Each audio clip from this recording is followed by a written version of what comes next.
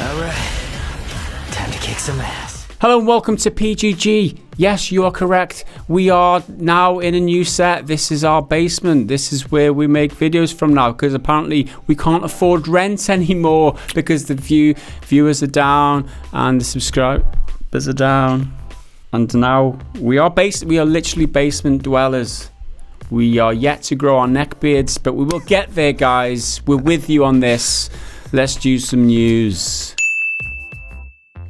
I was holding it, and then you did the neckbeard thing. we need the neckbeard and Cheetos, or like Doritos. Dorito dust. And Mountain Dew. Yeah. Well, that's why this shirt is orange. It's actually white. It's just covered in Dorito dust. Got ya.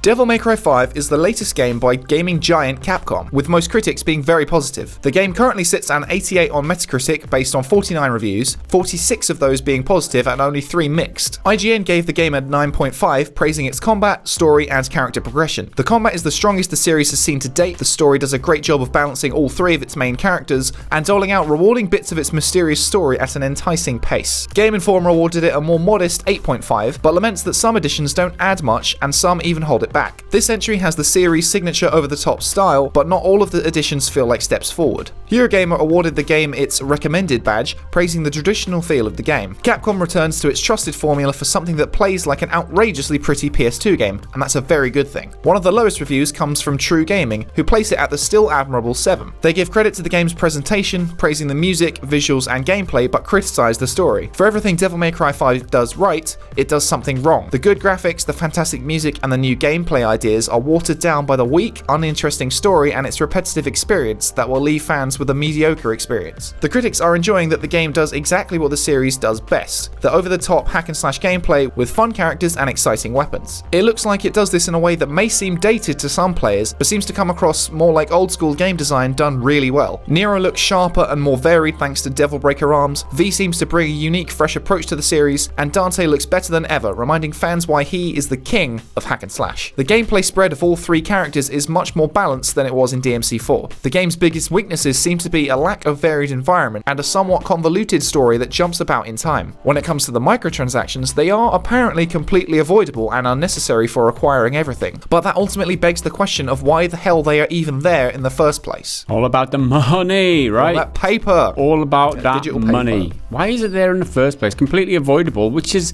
kind of good news. Yeah. The fact that they're there in the first place is just... Nah, why? Why do it, Capcom? Why? Greedy bastards. Anyway, I mean, as for the reviews, I think they did pretty well. Yeah, we should note that solid. the 88% Metacritic score comes in on the Xbox because apparently 49 critics have rated it on the Xbox. Only 16 so far on the PS4. Yeah. They've got this weird marketing deal with Microsoft at the moment, so all of the promotional stuff is followed by the Microsoft brand, like get it on Xbox, and they got like a bunch of demo things early, and they had the game at their E3 stage. Which yeah, it's a this bit. is like a marketing promotional campaign hand in hand with Xbox, it seems. And the game impressions themselves, it seems like the lovers of the franchise will love this as well, I guess. Yeah. So it's a big thumbs up. Some people have said it's the best in the franchise, others haven't. So it's still very much like up to you, like what you think. But tight gameplay. It seems like a Devil May Cry style story. So if you like the Devil May Cry, like kind of goofy anime-esque stuff, you'll probably be into it, but if you're looking for something with a bit more depth, you're probably not going to find it here. It's just a fun action game, pure really, gameplay. essentially. Let's It's boil fun. it down to its essentials. Yeah. Fun, action, third-person adventure gameplay. I mean, what's not to like, I guess? Next up, to the disappointment of absolutely nobody, EA have announced that they are giving E3 a miss this year. The annual conference, which takes place in the LA Convention Center between Tuesday the 11th and Friday the 14th of June this year, will be taking place without one of the most respected companies in the industry.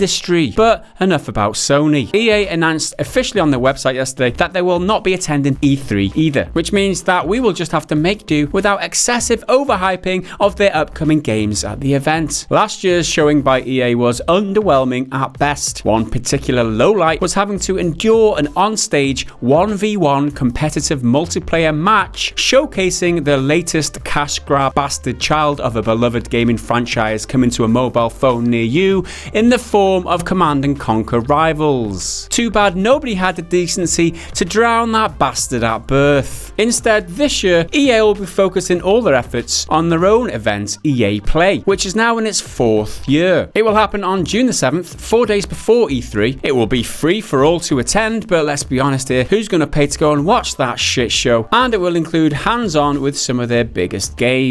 In all honesty, dropping out of the E3 lineup seems like the best move for everyone at this stage. EA's recent games have all fallen victim to self-inflicted overhype. The only exception being the no prior marketing or promotion out of the blue release of Apex Legends, which has so far been a runaway success for the company. Maybe EA have had a moment of epiphany. They realised that setting expectations so high for a game that disappointment becomes inevitable. Or maybe not. This is EA after all, and they'll manage to fuck it up somehow. They always do. Classic EA. Classic. Always something goes wrong. Just when you think things might go well, like, oh, that could be good, goes wrong. It's these types of events that EA put on, or these types of shows put on, and it's not for gamers, it's not for players, it's for the corporate. It's just to show off to the corporate, on the corporate side, to the investors. These are what this is how we're going to make money this year. It's not, these is what great games we're going to bring to you this year. These are the ways that we're going to make money this year. Well done, EA. Nobody gives a shit. And they're being like, oh, it's free to attend, so then loads of people will go, and they'll be like, look at all the people interested in our games. Look at everyone here. They're fucking there for free. Look at all these journalists jeering because they're paid to be there. Yeah, you won't be seeing their fucking pens running out anytime soon when they're writing notes like, oh, Battlefield. Done. Yeah, I mean, the pens be running out because they're trying to mark down when all the features of the new games will be eventually releasing. Or just doodling because they're so fucking bored. Drawing the pictures of Andrew Wilson in the fucking with devil horns or whatever. So that's enough taking the piss out of EA for now. Just stick a pin on that. We'll be back to that in a bit. Let's go and do some news nuggets, everybody's favourite juicy part of the show. We got a new Rage 2 trailer playing on the popularity of superheroes right now, featuring some more wacky gameplay. Apex Legends has received an update on all systems to rebalance some weapons and characters. The Wingman pistol and Peacekeeper shotgun have been nerfed, Gibraltar and Pathfinder's hitboxes have been reduced, and Caustic and Bangalore have had their abilities tweaked. Star Citizen released a series of 7 short tutorial videos yesterday covering everything from simply just creating an account and gaining access to the game, right up to spaceflight controls and FPS combat. You can now play your PS4 with your iPhone, now that Sony has brought Remote Play to iOS. Players can now pair their phones with their PS4 system over Wi-Fi to play games, connect to voice chats, and send messages. PSN is required. We got a cool new peek behind the curtain to see what's involved in bringing Cyberpunk 2077 to life, courtesy of the PlayStation YouTube channel, voiced by Geralt of Rivia himself. Lovecraftian action-adventure detective game The Sinking City has been delayed until June the 27th. The game was originally expected to ship on March the 21st, but on a more positive note, we got a gameplay preview yesterday, courtesy of IGN. Hidetaka Miyazaki, the director of Dark Souls, has expressed his interest in making a battle royale game. We're definitely interested, and there's definitely that possibility in the future. We'd love to take a crack at them someday. Contributing to what looks like the newest trend in the industry, perhaps even more disturbing than the rise of the battle royale game type, Steam are the latest company to lay off staff. The company confirmed to GamesIndustry.biz yesterday that 13 full-time staff were made redundant in February. 2018 survival MMO, Conan Exiles, is free to play on Steam until Sunday the 10th of March. If you do decide to pick it up, it's also on sale at the moment, down to $20 US or £17 UK, and 25% off all DLC. We got a look at Battlefield 5's Firestorm in a new leaked trailer. The Battle Royale mode for last year's World War II shooter is due out this year sometime, just in time for nobody to give a shit anymore. We got a new trailer for Yoshi's Crafted World. Dark fantasy horror retro shooter called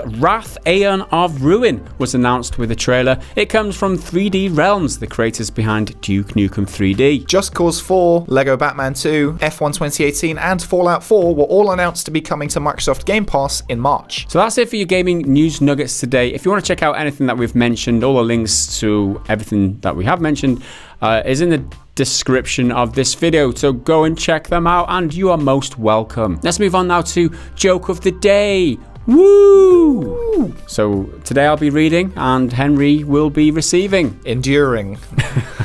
I've not been feeling too well recently. My friend keeps saying, cheer up, man. It could be worse. You could be stuck underground in a hole full of water. I know he means well.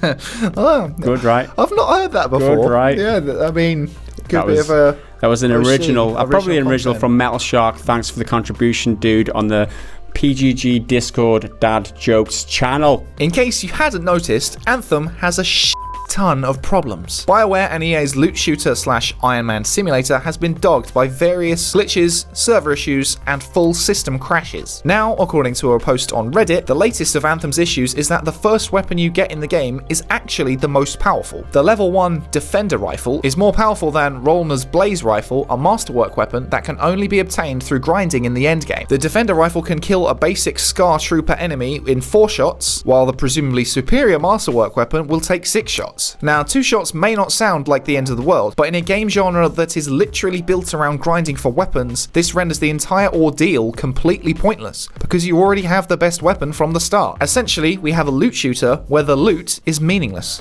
Go figure. This issue is made even worse by the already divisive damage numbers that appear in combat. 1 shot from the Defender rifle will deal 286 damage to the Scar Trooper, while the Masterwork gun will cause 1,184 damage to the same enemy type. Despite what the numbers suggest, the enemies still die quicker to the weapon, which supposedly deals less damage. A fix to this issue is meant to be coming on March the 12th, along with a patch to the console bricking problem that BioWare denies is actually happening. I find it hard to believe that they can just patch this issue away because it's fundamentally rooted in what the game is at its core. A loot shooter with broken loot is the same as a platformer with broken platforms. It just doesn't work. It just doesn't work. Just doesn't work. Get old Todd in. Yeah. The anti-Todd. The anti-Todd. Todd. Dot. Then. Yeah, Right. Dot. There you go. If you're bloody a game where your entire drive and gameplay loop is grinding to get guns, which will be better to make your grind to get guns easier, is completely void if you've already got the best one. To be fair, I mean, you know, Anthem's copying a lot of shit. This just seems like an oversight, right? It's obviously not meant to deal as much damage as it does, because the numbers are a lot lower than the higher rifles. It's just some sort of glitch or bug that got through the QA system. If they even have QA systems in place or quality assurance, that's debatable because of the state that the game was in to begin with. Obviously, another example of how the game was rushed out, wasn't polished properly, nobody paid attention to this, nobody realized this, but it's another bad headline for EA amongst all the other bad EA headlines. So you know, it's to be expected. Don't make a shit game. Just don't make shit. Just pay attention to your games. Make games for the sake of making games and making a good experience, enjoyable for the players, so that they talk nicely about it, tell all their friends about it. Oh, look how good this game is. Let's play this game together because it's a good game. Not about making games just to make money. Like, oh, we can eke as much money as... I'm ranting. I've already gone, haven't I? It's run on EA, but EA should just fundamentally change their whole outlook on making games. Just get rid of all their top staff, change them all round, put new people in positions that will make good decisions based on what are going to be good games, not good business opportunities to make more money, and that's all they have to do to be a good company again. It's simple. And if you want to, if they're so in bed with the idea of doing microtransactions, then make every game you make free to play. That's true. Apex works for it. I don't know. EA, they just get worse, don't they? They just get worse every time, every game. Iteratively worse.